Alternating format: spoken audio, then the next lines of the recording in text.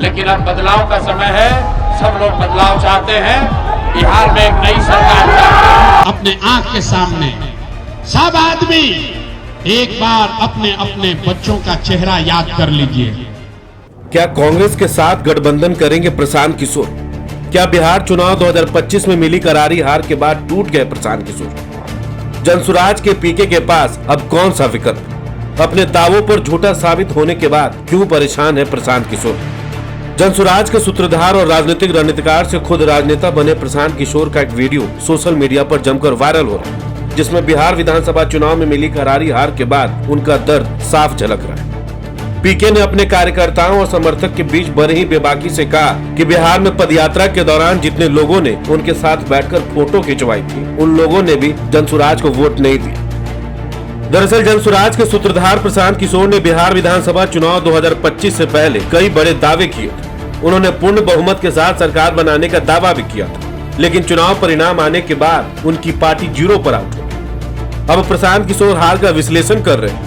वे अलग अलग जिलों में जाकर कार्यकर्ताओं से मिल रहे हैं और अपने अनुभव साझा कर रहे हैं। इस बीच उनका एक वीडियो सोशल मीडिया पर वायरल हो रहा है, जिसमें वे कह रहे हैं कि जितने लोगों ने उनके साथ तस्वीरें खिंचवाई, उतने भी वोट उन्हें नहीं मिले।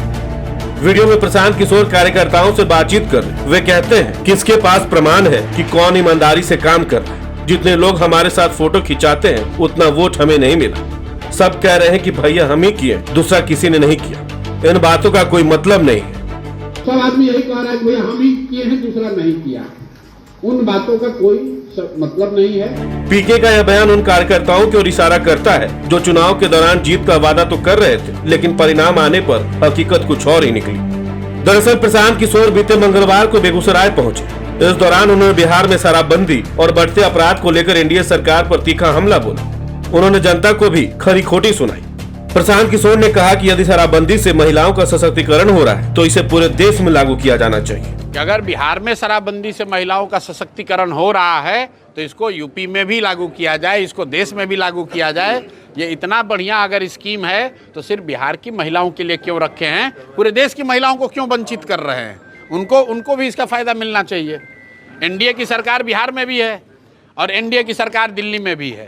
तो अगर एनडीए की सरकार के बिहार के शराबबंदी के स्कीम से लोगों का, समाज का, महिलाओं का फायदा हो रहा है तो मोदी जी को देश भर में इसको लागू कर देना चाहिए। ताकि मीडिया से बातचीत के दौरान प्रशांत किशोर ने कहा कि जनसुराज ने 3 सालों तक रणनीति बनाकर काम किया। जनता ने लगभग 18 लाख वोट देकर सेवा के लिए उनको चुना, बिहार छोड़कर जाने के लिए नहीं। वे जनता के आदेश का पालन कर रहे हैं। वहीं प्रशांत किशोर ने नीट छात्रा की मौत के मामले में कहा कि पुलिस ने सबसे पहले इसे आत्महत्या करार दिया, इसे हत्या मानने से इनकार कर दिया। जब वह पीड़िता के परिजनों से मिले तभी सरकार की नींद खुली। इसके बाद एसआईटी का गठन किया गया और 2 पुलिस अधिकारियों को सस्पेंड कर दिया गया। अगर जो गलती हो रही है, जो अपराध हो रहा है, उसके लिए जहां तक हो सकेगा जनसुराज के लोग आवाज़ उठाएंगे। जहानाबाद में नीट की छात्रा के साथ जो जघन्य अपराध हुआ, आपको याद होगा, पुलिस प्रशासन ने सबसे पहले कह दिया कि ये आत्महत्या है, ये कोई रेप या कोई हत्या का मामला नहीं है। सबसे पहले जनसुराज के लोग, मैं खुद जब उन पीड़िता के घर हम लोग गए, उसके बाद सरकार की आंख खुली, उसके बाद एसआईटी का गठन हुआ, उसके बाद पुलिस के 2 अफसर सस्पेंड किए गए। गौरतलब है कि बिहार विधानसभा चुनाव में प्रशांत किशोर की पार्टी जनसुराज ने बड़ी उम्मीदों के साथ अपने उम्मीदवार उतारे थे।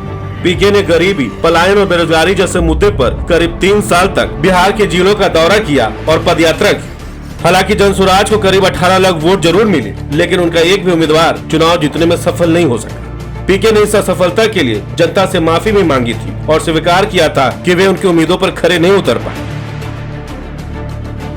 वहीं हार के बाद प्रशांत किशोर ने मैदान नहीं छोड़ा है। उन्होंने अपनी पदयात्रा का दूसरा चरण शुरू कर दिया है और एक बार फिर जमीन पर उतरकर लोगों से संवाद कर रहे हैं। पीके अब नए सिरे से संगठन की मजबूती पर काम कर रहे हैं। माना जा रहा है कि टिकट बंटवारे के दौरान हुई नाराजगी और संगठन के विस्तार में कमी को दूर करने के लिए वे जनसुराज को एक नया स्ट्रक्चर देने की कोशिश कर रहे हैं। राजनीतिक गलियारों में यह कयास भी लगाए जा रहे हैं कि आने वाले समय में प्रशांत किशोर अपनी रणनीति बदल सकते हैं। चर्चा है कि वो कांग्रेस जैसे दलों के साथ गठबंधन कर सकते हैं, क्योंकि उनके नेताओं ने संकेत दिए हैं कि उन्हें गठबंधन की राजनीति से परहेज नहीं है। फिलहाल पीके बिहार की धरती पर डटे रहने और बिहार के लोगों के मुद्दों के जरिए सरकार को घेरने की अपनी नीति पर कायम है। तो क्या कांग्रेस और महागठबंधन के साथ आएंगे प्रशांत किशोर? राजनीतिक गलियारों में यह सवाल उठ रहा है कि क्या प्रशांत किशोर अपनी रणनीति में बदलाव करें? क्या वह संगठन को मजबूत करने पर ज्यादा ध्यान दें या फिर किसी बड़े गठबंधन की ओर कदम बढ़ाएं? आपको क्या लगता है? अपनी राय हमें कमेंट्स में जरूर बताएं। बहुत बहुत शुक्रिया।